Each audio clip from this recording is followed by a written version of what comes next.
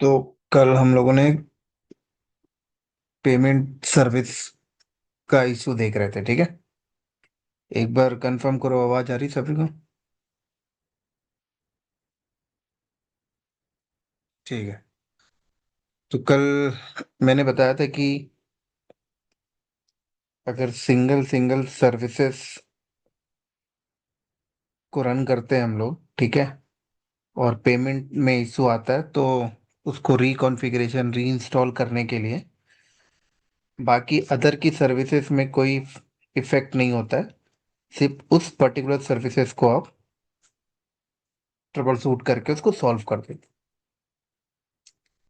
तो इससे बेनिफिट क्या हुआ? एक तो बेनिफिट ये हो गया कि डाउन टाइम नहीं गया, और दूसरा टाइम बच गया, ठीक है। और पहले का कंसेप्ट क्या था? एक सिंगल पैकेज का सॉफ्टवेयर होता था, तो किसी भी फेस में अगर दिक्कत आती थी तो पूरा सॉफ्टवेयर ही डाउन चला जाता था, ठीक है।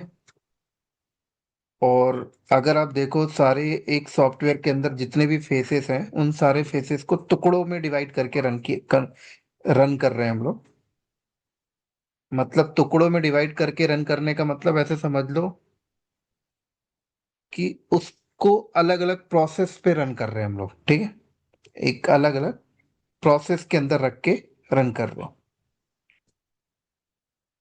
तो एक प्रोसेस अगर डाउन जाता है तो उसको हील होने में कम टाइम लगता है, पता है। अगर एक प्रोसेस डाउन जाता है तो उसको हील होने में कम टाइम लगता है। लेकिन अगर बंच ऑफ प्रोसेस जहां पर चल रहे होते हैं, और बंच ऑफ प्रोसेस, एक मिनट, तो अपना कोई ज्वाइन कर रहा है,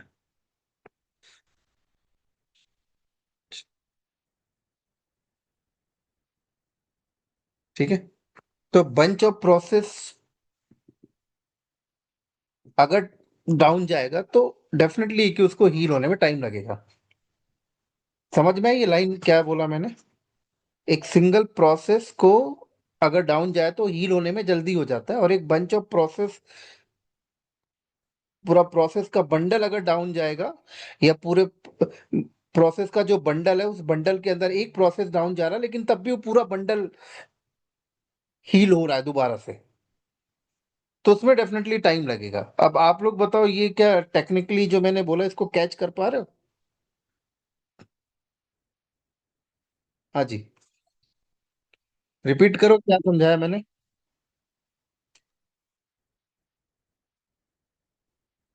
हाँ, रिपीट करके बताओ।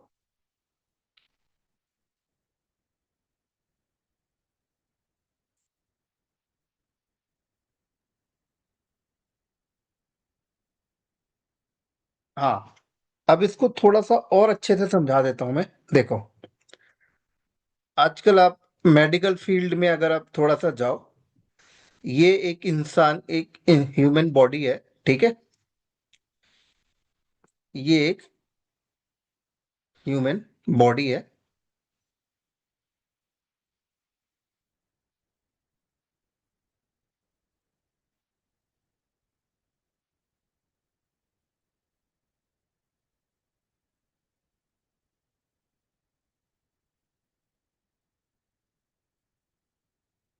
मान लो ये ह्यूमन की बॉडी है, ठीक है। अब ह्यूमन की बॉडी में ये लेग का नी है, और नी में कुछ इशू है, ठीक है। क्या? नी में इशू है। अब नी में जो इशू है, डॉक्टर ने बोला इस नी का सर्जरी करना होगा, ठीक है। तो अगर हम मेडिकल साइंस में देखें, म्यूट करो भाई, म्यूट करो। राम चवन कौन है?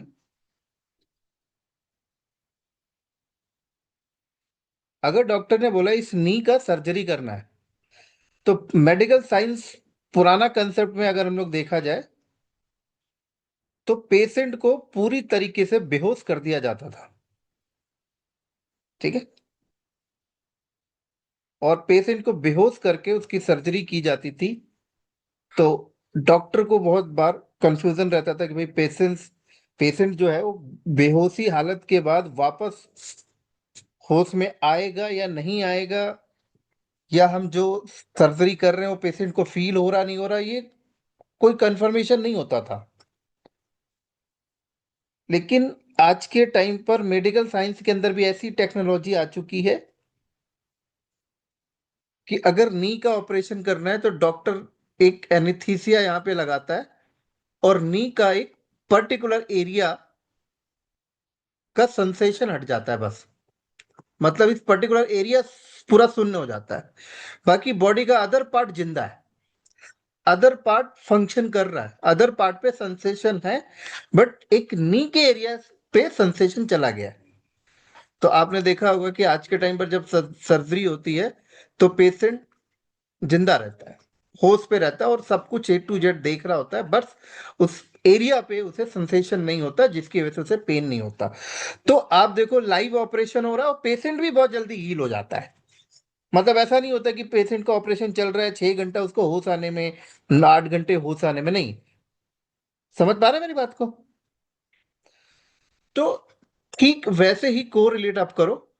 तो एक सॉफ्टवेयर को डिप्लॉय करने के लिए उस कंप्लीट सॉफ्टवेयर के अंदर जितने भी फेसेस हैं, front end, back and, database, payment, Google पे, इन सबको एक बंडल के अंदर नहीं रखा जा रहा है।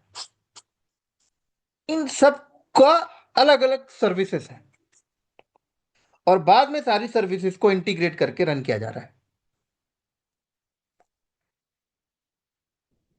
जब कोई एक फेसेस डाउन जाता है तो वो हील भी जल्दी हो जाता है।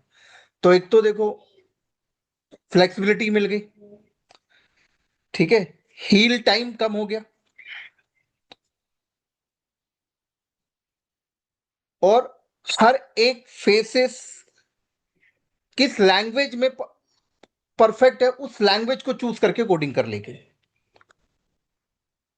समझ आई बात ये वाली?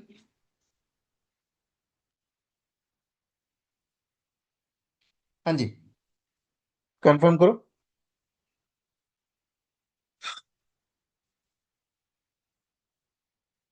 तो जो क्यूबरनेटिस है, मतलब अभी जो मैंने आपको बताया, कंपनी के अंदर इस तरीके से एप्लीकेशन को डिप्लॉय किया जा रहा है, ठीक है। एक एप्लीकेशन के को नंबर ऑफ फेसेस में डिवाइड कर दिया जाता है, टेक्निकली उसी फेसेस को सर्विस के नाम से कॉल किया जाता है। 1 सर्विस, 2 सर्विस, 3 सर्विस, ठीक है।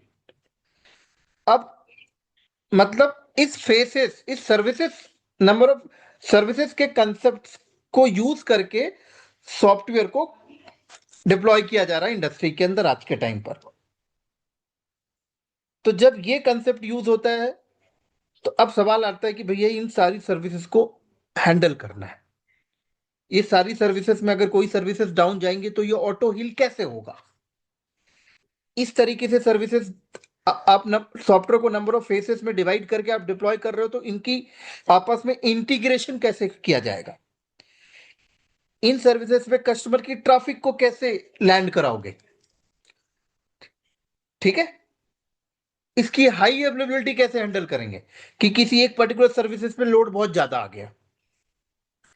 जैसे आपने देखा होगा कि कभी कभी क्या होता है कि फ्रंट एंड सर्विस पे बहुत लोड आ जाता है, मतलब वेबसाइट पे आने वाले लोग तो बहुत हैं बट खरीदने वाले कोई है ही नहीं, सब सिर्फ देख रहे हैं बस।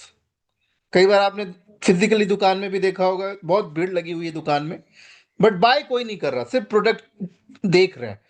तो भीड़ तो तब भी लगी हुई है ना, वहां पर जो कस्टमर अटेंड कर रहा होगा उसके ऊपर लोड तो तब भी है, भले ही पेमेंट काउंटर पे लोड नहीं है।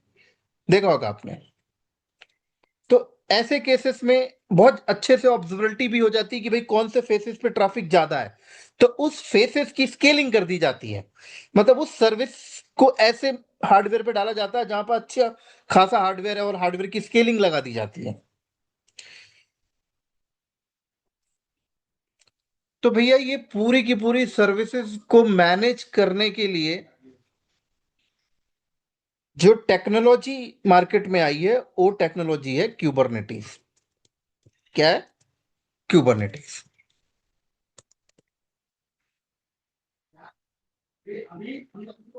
क्यूबरनेटिस। अब क्यों कुबरनेटिस ही है जो इन सारी चीजों को हैंडल करेगा? क्योंकि ये जो मैं फेसेस कह रहा हूं आपसे, ये जो मैं सर्विसेज आपसे कॉल कर रहा हूं, एक्चुअल में ये क्या है? एक्चुअल में, एक्चुअल में सर ये एक प्रोसेस है। बस। क्या है? एक प्रोसेस है। समझना है तो ऐसे समझो, देखो, आप किसी इंसान को उसकी पोस्ट के अकॉर्डिंग कॉल करते हो, देखा होगा आपने। जैसे आपकी कंपनी में मैनेजर है तो आप उसे कभी नाम से नहीं, आप उसे मैनेजर मैनेजर बोलोगे। कोई पीएम है तो आप उसे पीएम बोल रहे हो, राइट? कोई डॉक्टर है तो आप उसे डॉक्टर के नाम से कॉल कर रहे हो। ये एक स्टैंडर्ड और उसकी को आपने एक हैशटैग उसको दे दिया है। असिस्टेंट मैनेजर है, कोई डेवऑप्स का बंदा है तो उसे डेवऑप्स इंजीनियर बोल रहा है। बट अगर थोड़ा गहराई में जाए तो एक्चुअल में ये सब लोग हैं कौन? तो ये सब लोग एक ह्यूमन है। एक्चुअल में ये सब लोग क्या है? ह्यूमन है। तो ठीक वैसे ये जो फेसेस मैं कॉल कर रहा हूं, ये जो सर्विसेज मैं कॉल कर रहा हूं, एक्चुअल में ये क्या है? तो एक्चुअल में ये प्रोसेस है। क्या है सर? प्रोसेस है। ठीक है। एक्चुअल में ये सब कुछ प्रोसेस है।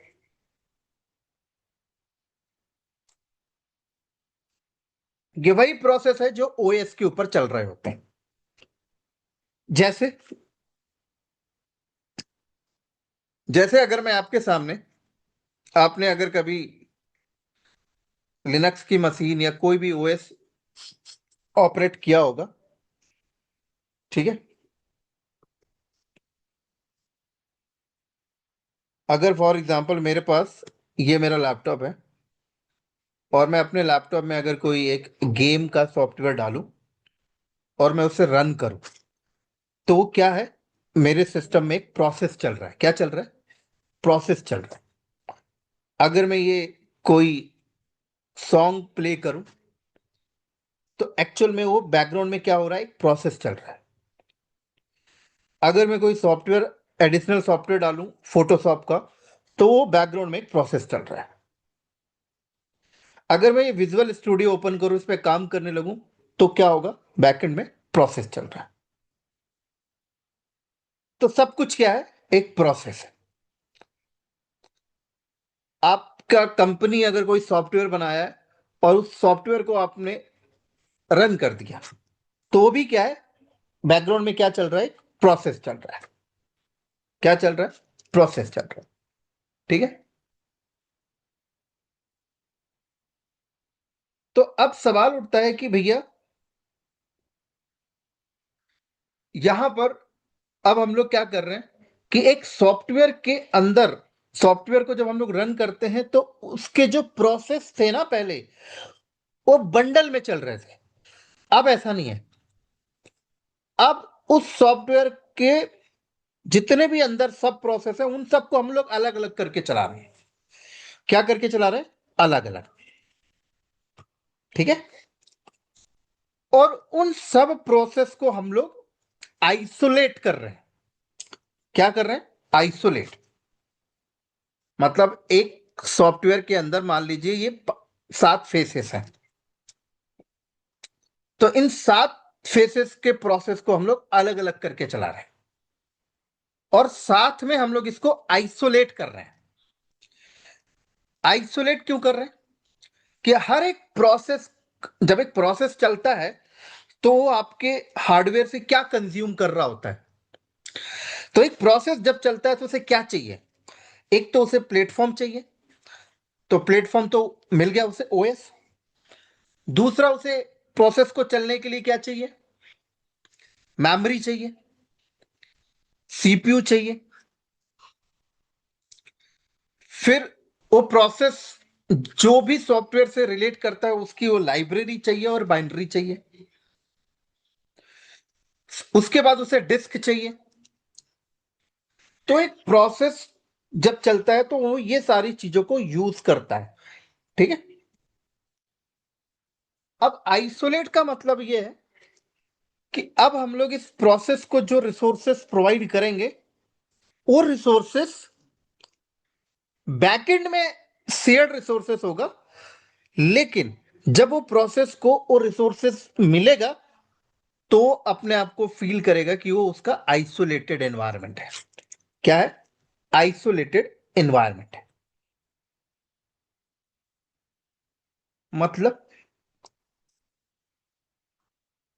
मतलब साफ है कि ये एक प्रोसेस है, ये एक प्रोसेस है, और ये एक प्रोसेस है। इस प्रोसेस को जो मेमोरी मिलेगी, वो आज मिलेगी फिजिकल हार्डवेयर से ही। ठीक है। लेकिन जो मेमोरी उसे मिलेगी एक्चुअल में, इस प्रोसेस को, ठीक है, तो इस प्रोसेस को क्या लगेगा कि मुझे जो मेमोरी दी गई है वो एक डेडिकेटेड मेमोरी है, शेयर्ड मेमोरी नहीं लगेगी। ठीक वैसे ही इस प्रोसेस को भी लगेगा मेरी डेडिकेट मेमोरी है, ठीक इसे भी ऐसा लगेगा मेरी एक डेडिकेट मेमोरी है। तो ये लगता कैसे है इस प्रोसेस को कि उसकी डेडिकेट मेमोरी है? ये उसे इसलिए लगता है क्योंकि यहां पर एक बैकएंड में एक नेम स्पेस का कंसेप्ट यूज होता है। अगर नेम स्पेस आप देखो तो एक बॉक्स की तरह होता है, ठीक है। मतलब इस प्रोसेस को जब मेमोरी मिलेगी, तो डायरेक्ट नहीं मिलेगी, पीछे एक नेम स्पेस बनेगा, और वो मेमोरी हार्डवेयर से कट के वो नेम स्पेस पे आएगी, और ये प्रोसेस इस नेम स्पेस से मेमोरी को यूज करेगा। तो इस प्रोसेस को लगेगा मेरे लिए डेडिकेट मेमोरी रखी गई है। ठीक वैसे ही सारे प्रोसेस को ऐसे ही मिलती है। ठीक है। समझ आई इतना? हाँ जी। क्या बताया मैंने? हाँ जी। बताओ।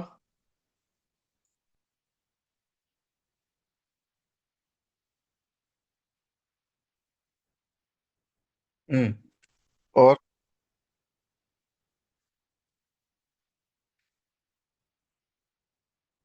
और किसको क्या समझ आया बोलो?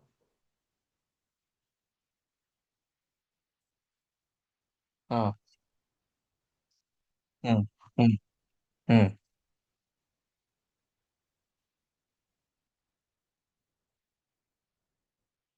तब आइसोलेटेड हो जाती हो। हाँ। और कलाम आपको क्या समझ आया?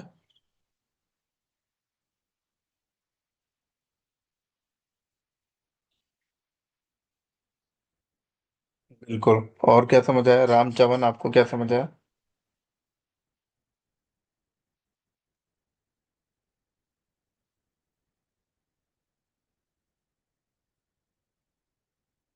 ये रामचवन कौन है?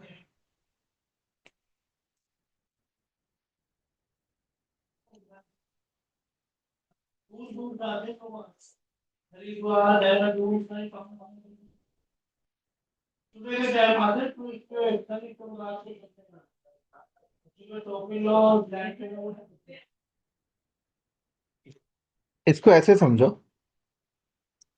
आप अपने घर में 5 मेंबर हो, ठीक है। Member 1, member 2, member 3, and member 4, and member 5, ठीक है। आप 5 मेंबर में किसी का बर्थडे है, तो आपने 2 किलो का एक बड़ा सा केक ऑर्डर किया। अब 5 लोगों को पता है कि हम सबको जो केक है वो यहां से ही मिलेगा, ठीक है। अब मान लो केक कटा, और 5 के 5 लोग इधर से केक उठाकर खाने लग गए। सब लोग इधर से केक उठा के खाने लगे। तो इसको अब क्या बोलोगे? 5 के 5 लोगों को केक मिल रहा है, बट जिस प्लेस से उठा रहे हैं वो क्या है? शेयर्ड है। क्या है? रिपीट करो मेरे साथ, क्या है? तो अब अगर आप थोड़ा सा देखो तो 5 में किसी को ऐसा भी फील हो सकता है, यार हो सकता है मुझे कम मिले। किसी के अंदर फियर भी आ जाएगा, यार बाजू वाला जो मेरा बड़ा भाई है वो ज्यादा खा लेगा, मुझे कम मिलेगा। किसी को ऐसा भी लग सकता है कि यार मेरी प्राइवेसी नहीं है। फैमिली में है तो ठीक है, अगर मान लीजिए ऑफिस में है, ऑफिस में अगर ये केक आया है और ये 5 लोग हैं, तो हर किसी को थोड़ा सा एम्बेरेंस फील होगा कि यार ऐसा क्यों? शेयर्ड लोकेशन से क्यों पिक कर रहे हैं? किसी को ये भी फील हो सकता है कम ज्यादा का। अगर यहाँ ऐसा किया जाए, शेयर्ड केक है, अच्छी बात है, लेकिन केक के साथ साथ आपने देखा होगा कि आजकल केक मार्केट से परचेज करते हैं तो वो लोग छोटे छोटे प्लेट आपको देते हैं, डिस्पोजल वाले। देते हैं, नहीं देते? तो अगर 5 के 5 मेंबर को केक देने से पहले केक देने का सिस्टम थोड़ा चेंज कर दिया जाए, मतलब है रहेगा शेयर्ड केक केक ही, लेकिन केक को स्लाइस वाइज काट के उनके उनके प्लेट में रख दिया गया और बोला गया ये मेंबर 1 का है, ये मेंबर 2 का है, मेंबर 3 का है, मेंबर 4 का, मेंबर 5 का। इक्वली डिस्ट्रीब्यूट करके रख दिया गया है, या किसी को ज्यादा चाहिए तो उसको ज्यादा रख दिया गया। तो अब बताइए 5 मेंबर कंफर्टेबल किसके साथ हैं? पहले वाले कंसेप्ट के साथ या अब वाले कंसेप्ट के साथ ज्यादा अच्छा फील करेंगे? बताइए। सेकंड वाले। इसमें बहुत सारे बेनिफिट्स हैं। एक तो उस हर किसी को ये क्या लग रहा है कि उसका डेडिकेटेड है। पहला तो यही लगा ना कि उसके प्लेट में जितना भी केक है उसको क्या लग रहा है, मेरा ये डेडिकेटेड है। पहले क्या लग रहा था? पहले लग रहा था शेयर्ड पे है। आज भी सोर्स शेयर्ड ही है, बट फील क्या हुआ हर मेंबर को डेडिकेटेड की। दूसरा उसे प्राइवेसी। तीसरा उसे ये फील हुआ कि यार जूठा शेयर नहीं हो रहा। कई लोग कंफर्टेबल नहीं होते ना एक दूसरे का जूठा खाने में, यहां पर वो भी मेंटेन हो गया। तो ठीक वैसा ही आज कंसेप्ट हो रहा है कि भैया जो भी प्रोसेसेस चल रहे हैं, हर प्रोसेस को जो मेमोरी, सीपीयू, डिस्क मिल रहा है, वो आज भी मशीन से ही मिल रहा है, उसी मशीन से। बट उस मशीन से मिल जब मिलता है तो वो नेम स्पेस के कंसेप्ट के थ्रू मिलता है, मतलब ये नेम स्पेस लाइक का डिस्पोजल प्लेट। तो फिजिकल हार्डवेयर से रिसोर्स कट कर ये नेम स्पेस पे आएगा और प्रोसेस उस नेम स्पेस से कंज्यूम करता है। और इसी नेम स्पेस के कंसेप्ट को आप या तो आइसोलेशन कॉल कर लो, आइसोलेट बोल लो, या इसी कंसेप्ट को, इसी टर्म्स को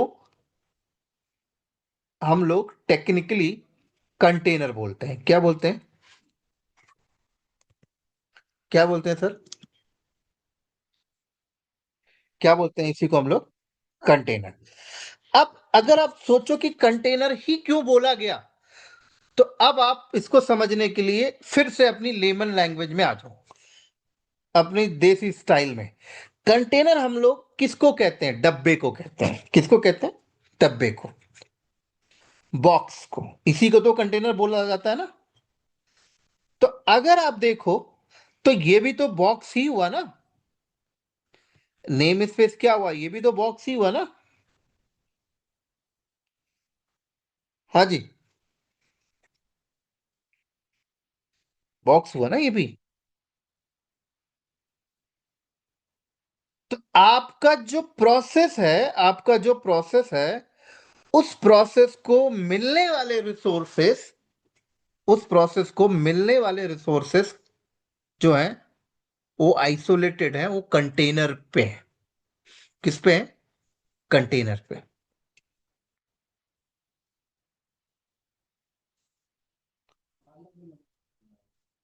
इसीलिए हम लोग आइसोलेटेड वर्ड बोल लें, हम नेम स्पेस कॉल कर लें, या हम कंटेनर कॉल कर लें, तो इसको कहा जाता है कंटेनर। क्या कहा जाता है? इसको क्या बोलते हैं आईटी वर्ल्ड के अंदर? कंटेनर। इस प्रोसेस को कंटेनर बोल रहे हैं क्योंकि इसके अंदर जो प्रोसेस है वो आइसोलेटेड है। क्या है? आइसोलेटेड है। समझ आई सर? किस किस को समझ आया कंटेनर क्या है? हाँ जी। क्या समझ आया, रिपीट करो।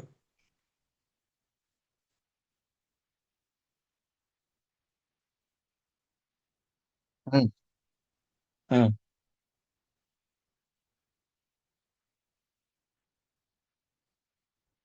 तीनों चीज सेम है।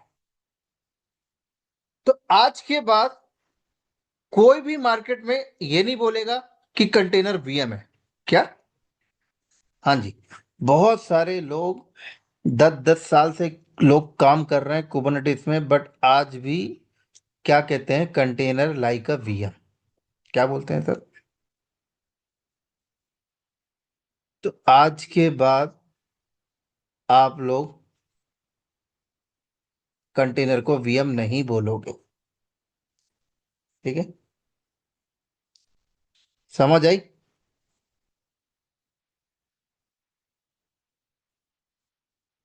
क्या बोलोगे, बोल के बताओ फिर।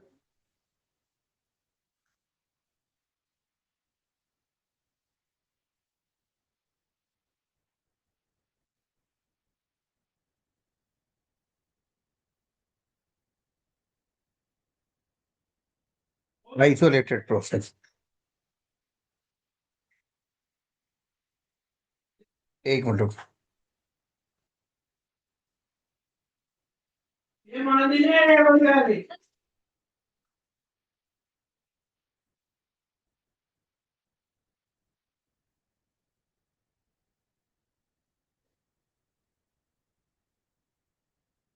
चलो, तो इस चीज को प्रूफ करें।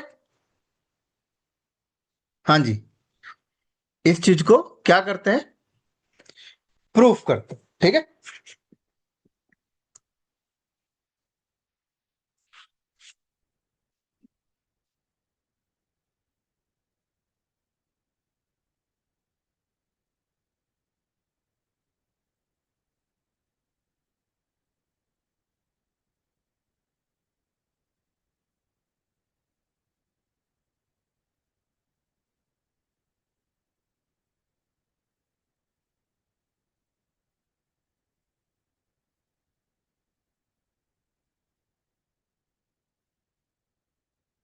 मुझे आप लोग बताइए,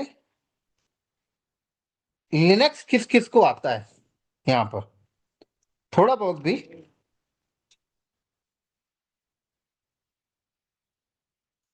बिगनर और ये कलाम आता है। तो आप बताइए, टॉप कमांड पीएस कमांड क्यों यूज करते हैं हम लोग लिनक्स में? प्रोसेस पता करने के लिए करते हैं ना। तो मैं अगर यहाँ कमांड मारा PS-AUX, तो ये मुझे क्या दिखाएगा? प्रोसेस दिखाएगा। ठीक है। अब मुझे, अब ये सारा प्रोसेस है, इस चीज को आप लोग एग्री करते हो कि भैया ये तो आज तक यही तो करते आ रहे हो ना कंपनी के अंदर, ये सब तो प्रोसेस है, यही करते आ रहे हो ना? हाँ जी। अब इन प्रोसेस को फिल्टर करो। इसमें से जो प्रोसेस नेम स्पेस के अंदर निकल गया ना, वो आइसोलेटेड है। क्या? क्या बोला, रिपीट करो। इनमें से जो प्रोसेस नेम स्पेस के अंदर निकल गया ना, वो आइसोलेटेड है। उसी को कंटेनर कह रहे हैं। समझ आई? कैसे पता करोगे इनमें से कौन सा प्रोसेस नेम स्पेस के अंदर है? हर प्रोसेस को पढ़ो, उसके आगे लिखा रहता है। ये दिख रहा है कुछ? कुछ दिख रहा है? पढ़ो एक बार, इसको पढ़ो। लिखा है नेम स्पेस और आईडी लिखी है। इसका मतलब भैया, ये जो प्रोसेस चल रहा है, ये जो प्रोसेस चल रहा है, ये लिनक्स का प्रोसेस है, बट ये नेम स्पेस के अंदर है। इसी को कंटेनर कह रहे हैं, और ये आईडी रही कंटेनर की। ऐसे ये प्रोसेस भी नेम स्पेस के अंदर है।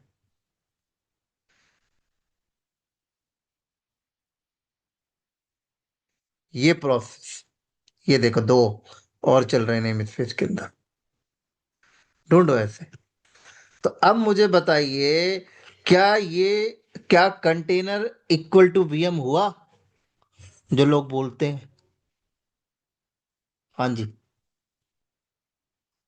आज इस प्रैक्टिकल को देख के आप लोग को एहसास हो रहा है कि भैया प्रोसेस को आइसोलेट कर दिया तो कंटेनर बोल रहे हैं उसको। हाँ जी, बताओ। किस किस को समझ आया ये लाइन?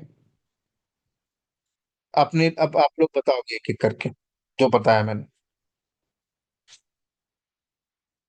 आप लोग बताओ।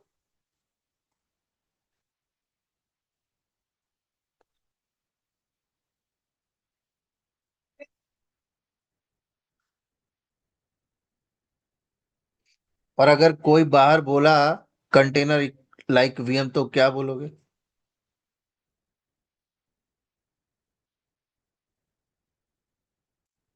कलाम।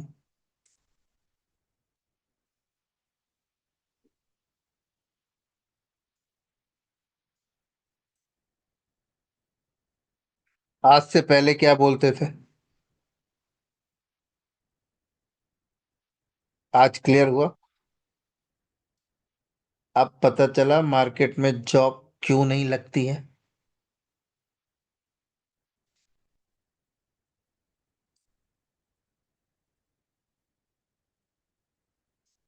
अब पता चला मार्केट में हम जॉब क्यों स्विच नहीं कर पाते।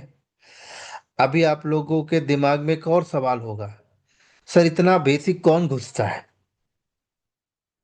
क्या मैं सही कह रहा हूँ? हाँ जी। शेख, क्या मैं सही कह रहा हूँ? ये सवाल है आप लोग का कि इतना बेसिक कौन घुसता है या नहीं, पहले ये बताओ।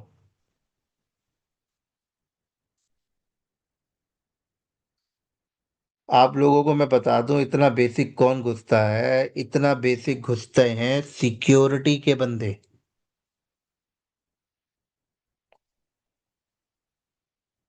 हमें हमारी ओएस के अंदर एक एक प्रोसेस को सिक्योर करना बहुत इंपॉर्टेंट होता है इंडस्ट्री के अंदर। नहीं तो आपका हैकर एक प्रोसेस को हैक करके वो आपके लिनक्स, आपकी ओएस के रूट तक पहुंच जाएगा, एक प्रोसेस को हैक करके। तो एक पर्टिकुलर प्रोसेस को सिक्योर करना पड़ता है हमें। और अगर हमें ये ही नहीं पता चलेगा कि भाई कंटेनर क्या है, तो हम प्रोसेस को सिक्योर कैसे करेंगे?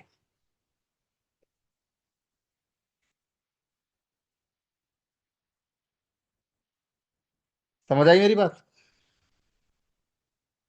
आपको एक और नॉलेज के लिए मैं बता दूं, एक प्रोसेस जब चलता है ना, तो उस प्रोसेस के पास कंप्लीट राइट्स होते हैं, फुल राइट्स होता है। मतलब जो हैकर होता है ना, वो पूरे ओएस को हैक तो छोड़ ही दो, पूरे सॉफ्टवेयर को हैक तो छोड़ ही दो, अगर एक प्रोसेस को भी उसने हैक कर लिया ना, तो उस प्रोसेस के थ्रू वो पूरी ऑपरेटिंग सिस्टम को तबाह कर सकता है। तो इंडस्ट्री के अंदर एक कैपेबिलिटीज का कंसेप्ट होता है। उस कैपेबिलिटीज कंसेप्ट के थ्रू हम उस प्रोसेस के ऊपर राइट्स लगाते हैं। पता है कि अगर वो प्रोसेस चल रहा है और उस प्रोसेस का नेटवर्क से कोई रिलेटेड नहीं है, तो हम कहते हैं कैपेबिलिटीज के थ्रू नेटवर्क की एक्सेसिबिलिटी उससे हटा दो। अगर उस प्रोसेस चल रहा है, उस प्रोसेस का रूट फाइल सिस्टम से कोई रिलेशन नहीं है, तो हम कहते हैं कि रूट फाइल सिस्टम को एक्सेस करने, एक्सेसिबिलिटी जो उस प्रोसेस के थ्रू बनी है उसको रिमूव कर दो। मतलब मोटिव कंपनी में ये रहता है कि वो जो प्रोसेस चल रहा है उस प्रोसेस का ओएस के अंदर, इंटायर ओएस के अंदर जिस पर्टिकुलर फाइल या जिस पर्टिकुलर सर्विस से वो कनेक्शन बना रहा है, सिर्फ एक्सेसिबिलिटी उसको उसी के साथ रखो, बाकी सब के साथ हटा दो। और अगर हम एक प्रोसेस को ही नहीं समझ पाएंगे, तो ये चीज कभी कर ही नहीं पाओगे। ये एक्सेसिबिलिटी, प्रोसेस के ऊपर सिक्योरिटी लगाना, प्रोसेस के ऊपर ट्रैफिक होल्डिंग करना, रिलीज करना, ये सब समझ ही नहीं आएगा।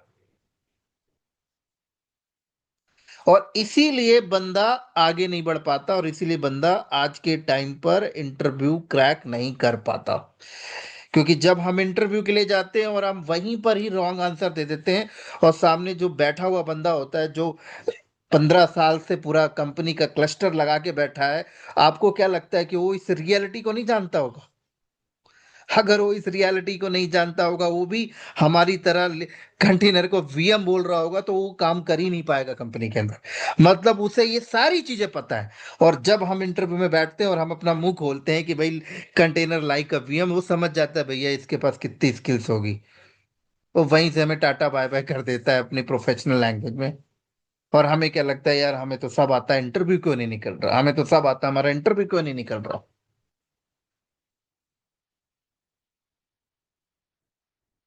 क्योंकि वो इंटरव्यूअर बैठा हुआ बंदा सोच रहा है, यार मेरे को ऐसा बंदा चाहिए जो रूटली चीजों को समझे, जो रियलिटी को समझे। क्योंकि वो आपको हायर करके वो ऐसे काम आपसे करवाना चाहता है, वो आपसे ऐसे सिक्योरिटी के टास्क देना चाहता है, वो आपके आपको ऐसे प्रोजेक्ट में इन्वॉल्व करना चाहता है। लेकिन जब आपने बोला कि कंटेनर लाइक वीएम, वो समझ गया भैया ये तो वीएम ही बोलता रहेगा, तो प्रोसेस ही नहीं समझ में आएगा क्या है। समझ आई सर? हाँ जी।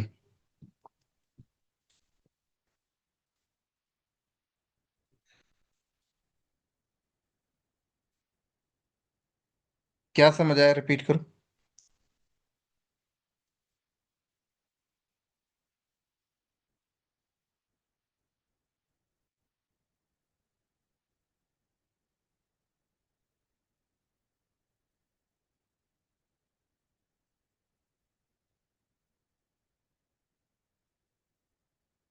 सवाल उठता है कि प्रोसेस को आइसोलेट किया कैसे जाता है। एक प्रोसेस को आइसोलेट कैसे करते हैं हम लोग? तो एक प्रोसेस को आइसोलेट करने के स्टेप्स आप तीनों में किसी को पता है? एक प्रोसेस को आइसोलेट कैसे करते हैं? हाँ जी। है कुछ आइडिया? एक प्रोसेस को आइसोलेट करने के लिए हम लोग ना एक फाइल बनाते हैं। फाइल के अंदर हम लिख देते हैं ये प्रोसेस, ये जितना लिखना है, जिनको आप डॉकर फाइल बोलते हो। तो एक फाइल हमने बनाया और सारा स्टेप्स हमने लिख दिया। फिर उसके बाद हम नेम स्पेस क्रिएट करते हैं। फिर उसके बाद हम उसका रूट फाइल सिस्टम बनाते हैं। ठीक है। फिर उसके बाद एक प्रोसेस को रन करने के लिए हम उसकी कॉन्फ़िगरेशन फाइल्स तैयार करते हैं। Configuration files. और उस कॉन्फ़िगरेशन फाइल्स में हम लोग लिखते हैं कि वो प्रोसेस को हमें चलाना कैसे है, रन कैसे कैसे करवाना है, क्या क्या परमिशन के साथ रन करवानी है, पता है आपको? और फिर हम उस कॉन्फ़िगरेशन फाइल को रन करते हैं, डिप्लॉय करते हैं, तब जाकर आपका वो प्रोसेस आइसोलेट होता है। तब जाकर वो प्रोसेस इस तरीके से नेम स्पेस में जाता है। तो इस तरीके से एक प्रोसेस को हम लोग आइसोलेट करते हैं मैन्युअली। पता है? लेकिन एक प्रोसेस को इस तरीके से आइसोलेट करना एक बहुत ज्यादा मैन पावर, पेनफुल जॉब है। क्योंकि एक प्रोसेस थोड़ी होता है, बहुत हजारों लाखों प्रोसेस होते हैं। कितने प्रोसेस को आप इस तरीके से करोगे? बहुत टाइम लगता था। एक प्रोसेस डाई हो जाए तो ऑटो हील होने में बहुत टाइम लगेगा, क्योंकि मैनुअल हील करना पड़ेगा उसे। तब जाकर मार्केट में ऑटोमेशन टूल आया और कहा गया भैया आप अब आपको अपने प्रोसेस को आइसोलेट करने के लिए इतना माथा पच्ची करने की जरूरत नहीं है, ऑटोमेशन टूल को बोल दो, वो कर देगा। आप में से बताएगा ऑटोमेशन टूल का नाम क्या है? कोई? Ergo city? अरे पुनीत सही बोला। अरे आर्गो आर्गो सिटी क्या बोल रहे हो भाई? डॉकर। डॉकर क्या है? ऑटोमेशन टूल है भैया, जो प्रोसेस को आइसोलेट कराने के लिए यूज हो रहा है मार्केट में। कंटेनर डी क्या है? ऑटोमेशन टूल है। पॉडमैन क्या है? ऑटोमेशन टूल है। क्रायो क्या है? ऑटोमेशन टूल है। कि भैया एक इंसान प्रोसेस को आइसोलेट करेगा, टाइम लगेगा, भैया ये सॉफ्टवेयर डाल लो, ऑटोमेशन टूल डाल लो, इसको बोल दो, डॉकर को बोल दो, कंटेनर डी को बोल दो, पॉडमैन को बोल दो, क्रायो को बोल दो, ये तुरंत करके दे देते हैं।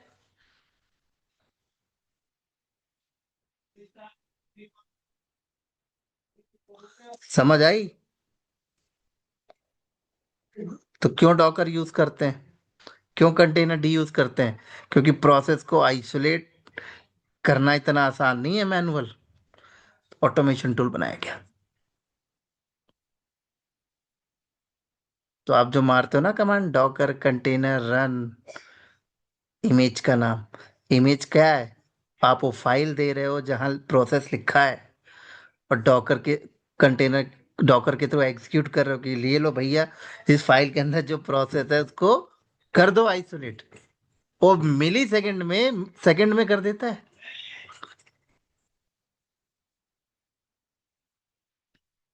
समझ आई? हाँ जी। तब मत बोलना आर्गो सिटी। आर्गो सिटी तक पहुंच गए बट प्रोसेस नहीं मालूम अभी।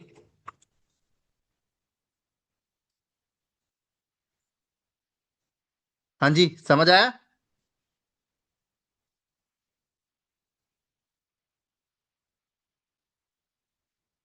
तो अब प्रोसेस को प्रोसेस को आइसोलेट कौन करवा रहा है?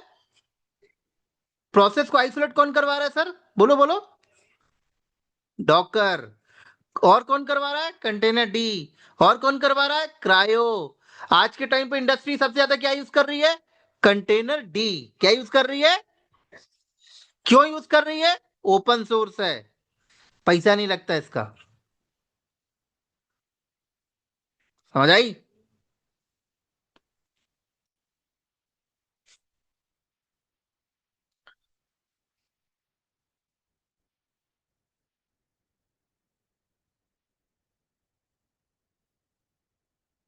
तो एक प्रोसेस को आइसोलेट कराने के लिए कंटेनर डी यूज किया, लेकिन एक प्रोसेस की हाई अवेलेबिलिटी अब ध्यान करनी है, एक प्रोसेस की ड्यूरेबिलिटी देखनी है, एक प्रोसेस को सिक्योर करना है, एक प्रोसेस में ट्रैफिक मैनेजमेंट देखनी है।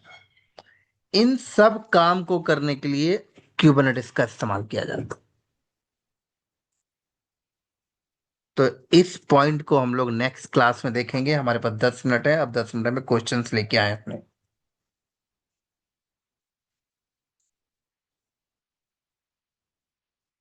पूछे आप लोग के क्या क्वेश्चंस हैं?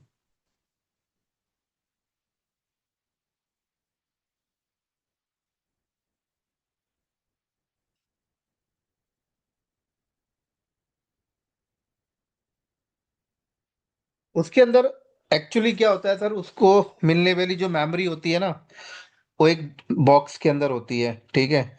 उसको मिलने वाली सीपीयू बॉक्स के अंदर होती है, उसको मिलने वाली डिस्क बॉक्स के अंदर होती है, उसको मिलने वाली लाइब्रेरी उसके बॉक्स के अंदर होती है, ठीक है।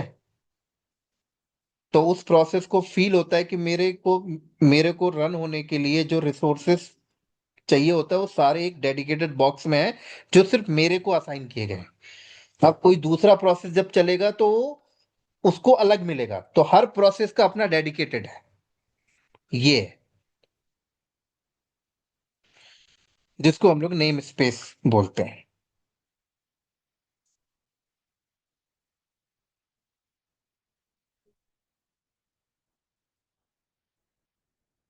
हम्म।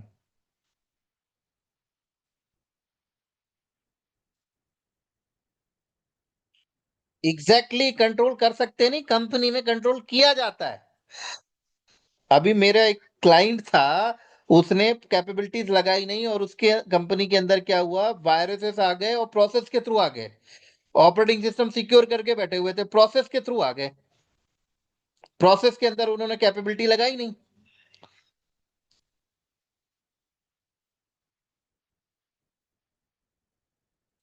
ना ना, आरबैक नहीं होता सर, ये अलग चीज है। आरबैक में नहीं आता ये।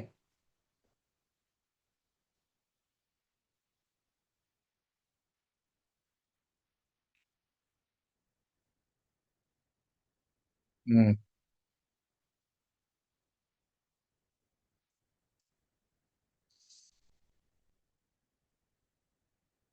सर डॉकर सॉम जो है ना, उसके पास उतनी ताकत नहीं है।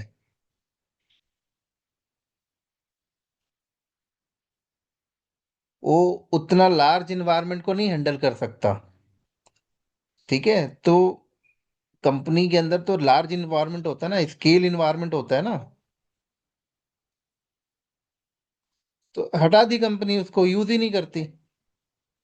कंपनी उस चीज के पीछे भागेगी ना जिसका कोई लिमिट ही नहीं है। और क्यूबरनेटिस कहता है कि भैया उसका तो कोई लिमिट ही नहीं है, स्केल करते रहो, बढ़ाते रहो, बढ़ाते रहो, बढ़ाते रहो।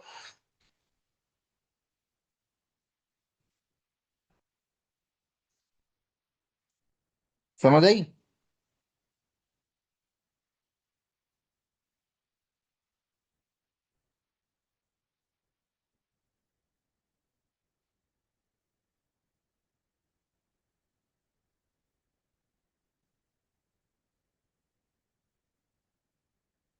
और कोई सवाल?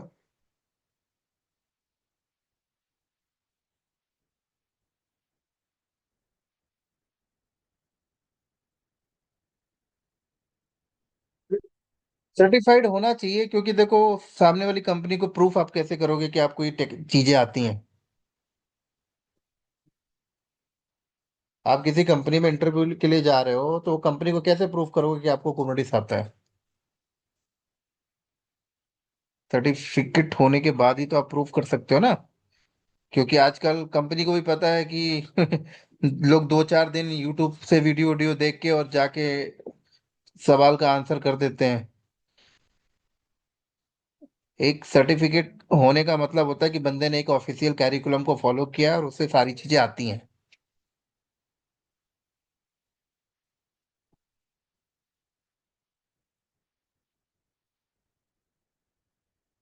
है ना? और बाहर के क्लाइंट्स तो बिना सर्टिफिकेट के बंदे हायर ज्वाइन ही नहीं करते। बाहर की कंपनी है तो ज्वाइन ही नहीं करती, सर्टिफिकेट चाहिए उन्हें। तभी वो रखे कि भला ही काम नहीं आता हो, भला ही टेक्निकल नहीं पता, कोई दिक्कत नहीं, सर्टिफिकेट चाहिए उन्हें। तो सर्टिफिकेट इंपॉर्टेंट है। नॉलेज तो है ही है, क्योंकि सर्टिफिकेट तभी निकाल पाओगे जब नॉलेज हो।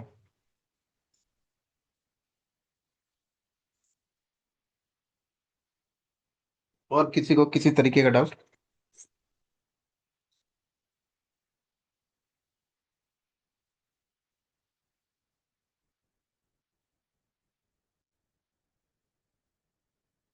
तीन ही तो है सर, सी के डी और सी के एस। सीसीएनए कहाँ से आ गया? क्यूबरनेटिस में तीन तो है। वो KCNA किसी की बात कर रहे हो क्या?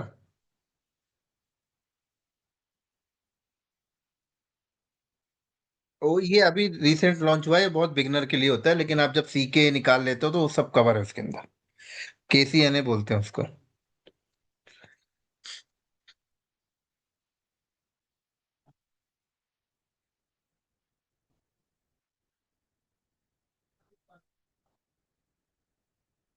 जैसे क्लाउड में नहीं है cloud practitioner, AWS solution architect associate. तो AWS सोल्यूशन आर्किटेक्ट एसोसिएट निकालते तो प्रैक्टिशनर सब कवर है ना उसके अंदर। ऐसे CK निकालोगे तो कवर है।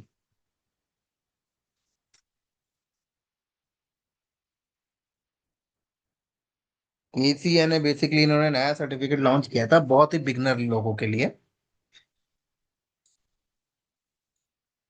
आप तो उससे ऊपर वाला कर रहे हो।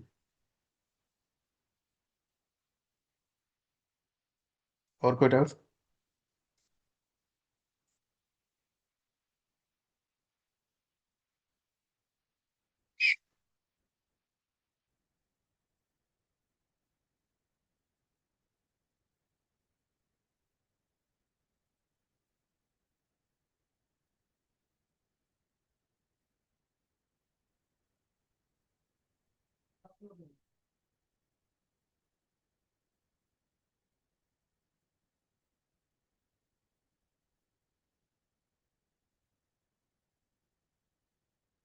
ये तो देखो सर, चाहिए तो देखो। बोलो बोलो। देखो, चाहिए तो सब कुछ। अब डिपेंड करता है ना कि आप चीजों को ग्रैब कैसे कर रहे हो। एक होता है सेलेक्टेड लर्निंग, ठीक है, जो आपको जरूरत पड़ा आपने वो पढ़ लिया, ठीक है। और एक होता है कंप्लीट लर्निंग। तो कंप्लीट लर्निंग जो होता है वो थोड़ा टाइम लगता है, लेकिन जब आउटपुट देता है तो बहुत लॉन्ग टाइम के लिए आउटपुट देता है। सेलेक्टेड लर्निंग ऐसा होता है कि आपको शॉर्ट टाइम के लिए खुशी देता है, बट लॉन्ग टाइम के लिए आपको परेशानी रखता है हमेशा। तो किसी ने आपसे बोला कि भैया कुबरनेटिस में ईकेएस कर ले, तो आप थोड़ा सा ईकेएस भी जाके कर लेते हो, थोड़ा जीके भी आप जाके कर लेते हो, थोड़ा आपने आर्गो सीडी की भी दो तीन वीडियो इधर उधर से करके आपने एक आध प्रोजेक्ट बना लिए, थोड़ा आपने istio भी कर लिया, तो थोड़ा थोड़ा ही नॉलेज है वो आपको जॉब एंट्री तो दे देगा, लेकिन सरवाइव करने में बहुत दिक्कत होगी। एंट्री मिल गई जॉब की कंपनी में, बड़े बड़े सीनियर्स बैठे हुए हैं, वो आपको आगे बढ़ने नहीं दे रहे हैं क्योंकि आपने कंप्लीट नॉलेज है नहीं आपके पास। स्विच करने जा रहे हो, वहां मार खा रहे हो, फिर स्ट्रगल कर रहे हो, एक साल के बाद फिर परेशान हो, किसी के अंडर में ही लगे हुए हो काम करने में। लेकिन जब आप कंप्लीट लर्निंग करते हो तो एक कॉन्फिडेंस आता है कि यार मैं राजा हूं, मेरे को अच्छी नॉलेज है मार्केट में, मेरे को किसी की नीड नहीं है हेल्प की, मैं अपने स्किल्स के बिहाफ में अपने आप को स्विच कर रहा हूँ, ग्रो कर रहा हूँ। तो ये टाइम लगता है। तो आप जब आप यही देख लो, अभी जब हमें कंटेनर ही नहीं पता तो हम आर्गो सीडी में कहाँ जा रहे हैं, कहाँ हम ईकेएस के पीछे भाग रहे हैं। पहले कंटेनर तो समझें। और सबसे बड़ा गलती लोग यही कर रहे हैं मार्केट के अंदर। हर किसी को देखो, आदमी गया यूट्यूब में, हर एक टॉपिक के दो दो लेक्चर पढ़ लिया, सीवी बना लिया और जाके इंटरव्यू में क्रैक कर लिया।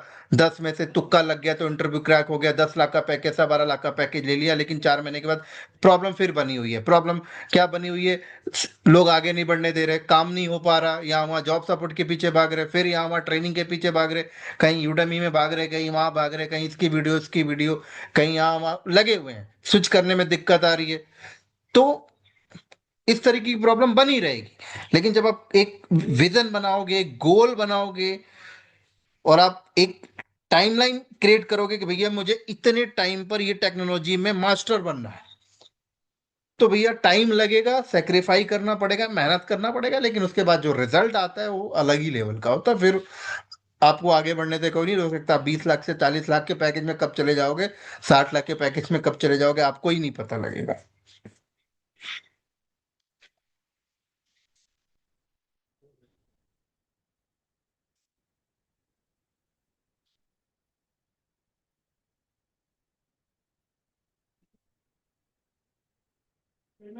और कोई सवाल?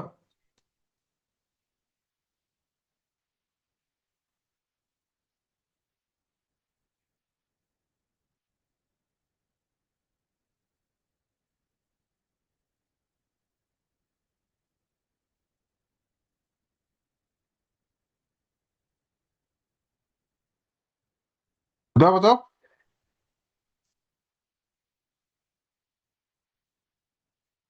हाँ जी।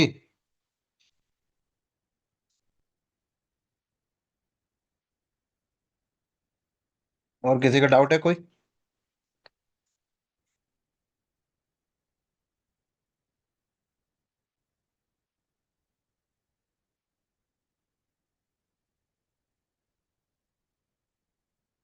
और किसी का डाउट है?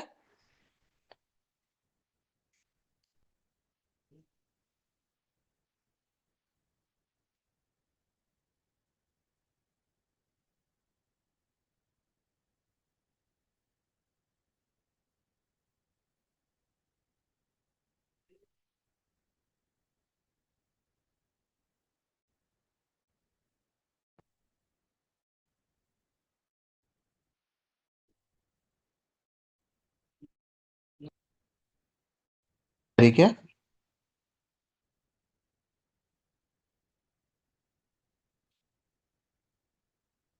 आ रही, आ रही। हाँ जी, हाँ जी, आ रही, बोलो बोलो।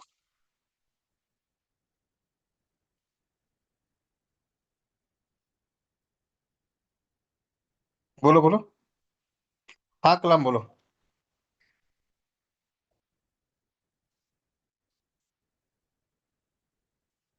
टीके या सीकेएस, किसकी बात कर रहे? सीके ए ना? हाँ बोलो।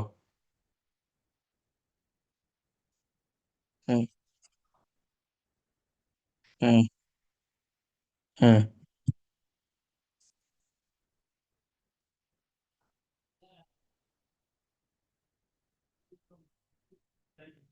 फिर उसके बाद आप करंट में जो काम कर रहे हो, ठीक है, उसके बाद जब आप स्विच करो तो आप एक डोमेन के लिए स्विच मारो। डेवऑप्स के लिए स्विच मत मारो, आप क्यूबरनेटिस मास्टरी के लिए स्विच मारो। ठीक है, क्योंकि जो पैक पैकेज है और जो वैल्यू है वो मास्टरी में ही मिलता है। और आपको एक जॉब सेटिस्फेक्शन भी मास्टरी में ही होती है। क्योंकि आप जब एक बड़े ऑर्गेनाइजेशन पे जाओगे ना, तो वहाँ ऐसा नहीं होता है कि एक ही बंदा सब देख रहा है, क्लाउड भी देख रहा है, ये भी देख रहा है, वो भी देख रहा है, नहीं करता कभी कोई। एक मास्टरी लेवल पे बंदा बैठा होता है। ठीक है। क्लाउड की टीम अलग होती है, कुबरनेटिस की टीम अलग होती है, सीआईसीडी की टीम अलग होती है, मॉनिटरिंग की टीम अलग होती है। हाँ, नॉलेज हर चीज का है, बट टीम अलग अलग होती है। जैसे डॉक्टर की प्रोफाइल में आप देख लो। ठीक है। शुरू में डॉक्टर सारी चीजें देख रहा था, लेकिन वो भी अपनी वर्किंग स्टाइल में मास्टरी करता है, वर्क प्रोफेशन में जाकर पर्टिकुलर चीजों का। तो मास्टरी जरूरी है, और एंड में जाके मास्टरी ही करना पड़ता है, और मास्टरी लेवल पे ही हमें अपने आप को आगे बढ़ाना पड़ता है। बहुत सारी चीजें नहीं करता है कोई भी।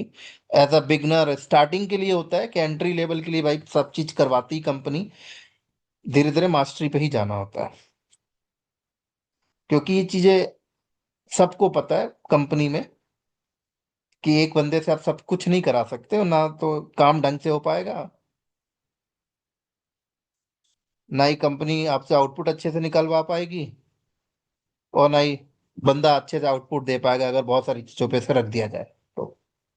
जब बंदा बिगनर पे होता है, तब उसे सारा काम करवाया जाता है और एक हेल्पर की तरह उसे ट्रीट किया जाता है, कि भैया आप एक हेल्पर की तरह हो, आप ये भी कर लो, आप वो भी कर लो, ऐसा भी कर लो, वैसा भी कर लो, सब कर लो। समझ आई? अब आपको देखना है कि आपका भी लेबल क्या है।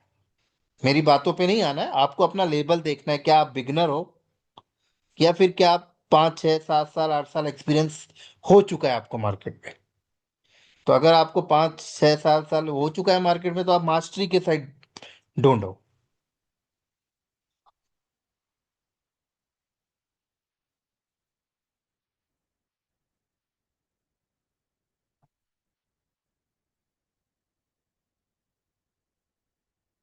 और कोई डाउट है?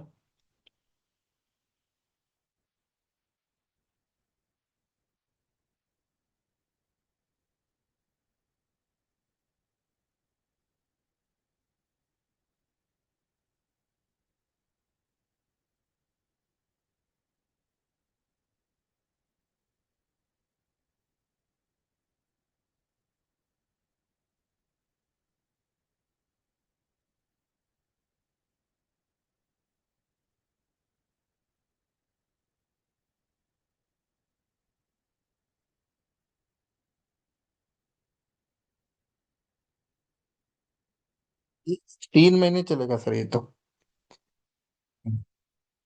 हाँ, रोज 1 घंटा, 1 घंटा 9 से।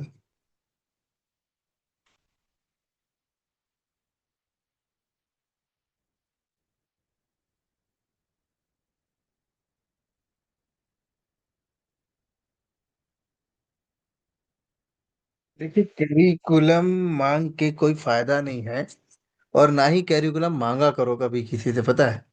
कैरिकुलम चाहिए ना, ऑफिशियल साइट पे जाओ सर। मैं कौन होता हूँ देने वाला, और कौन होता है आपको कैरिकुलम देने वाला? कैरिकुलम बनाने वाला है कुबरनिटीज, सीएनसीएफ। उन्होंने अपनी वेबसाइट पे डाली हुई है, मैं उसी को फॉलो करना है मेरे को। तो आप वहीं जाइए और वहीं से निकालिए, ये रही साइट। बताइए कौन सा कैरिकुलम चाहिए आपको। अब मैं आपको अपने हिसाब से बना के दे दूं, मुझे जो जो पढ़ाना है, जो जो नहीं पढ़ाना, तो फायदा क्या ऐसी कैरिकुलम का? ऐसी कैरिकुलम लीजिए ना जो आप ऑफिशियल है, ये रही कैरिकुलम। सर्टिफाइड क्यूबरनेटिस एडमिनिस्ट्रेटर, ये रहा कैरिकुलम, ये लीजिए। 5 डोमेन होते हैं: storage, trouble shooting, workload scheduling, cluster architecture, installing configuration, service networking. Storage 10%, ये स्टोरेज के टॉपिक हो गए। ट्रबल शूटिंग 30%, वर्कलोड शेड्यूलिंग 15%, ये उनके टॉपिक्स लिखे हुए हैं। क्लस्टर आर्किटेक्चर 25%, सर्विस नेटवर्किंग 20%, ये हो गया 100% सिलेबस। यहाँ से लीजिए सिलेबस।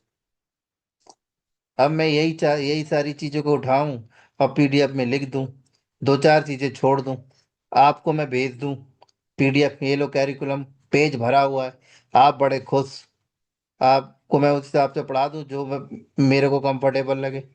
बाद में आप एग्जाम देने पहुंचो, पता लगा यार ये तो क्या सा टॉपिक आ गया, ये क्या टॉपिक आ गया, ये क्या टॉपिक आ गया, बाद में आप मेरे को फोन करो, यार संजय भाई ये तो सिलेबस में पढ़ाया नहीं आपने।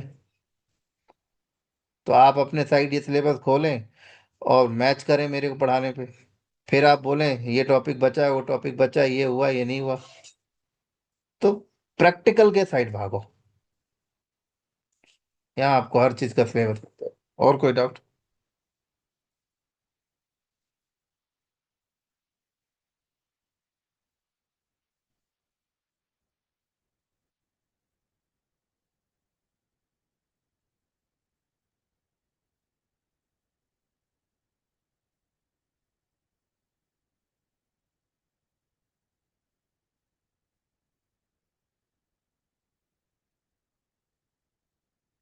डाउट नहीं है तो ड्रॉप करें, आज की क्लास फिर यहीं पे। चलो, ओके बाय।